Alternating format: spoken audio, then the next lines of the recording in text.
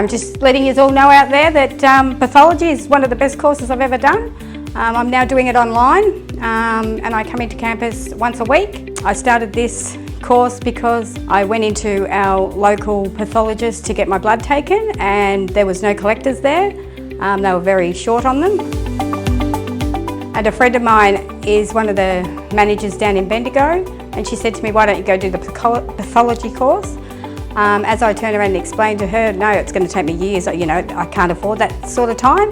She goes, no, have a look. She goes, it doesn't take that long. She goes, 6 to 12 months. She goes, and you'll be a pathologist and you can be out there on your own with everyone else that's out there doing bloods, doing what we need more of.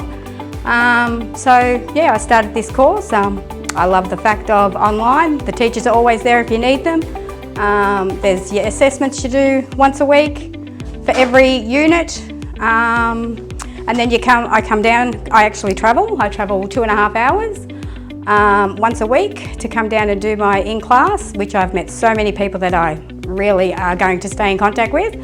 And yeah, I just love the course. I love it. And the teachers are amazing. Anything you need, they're there for you.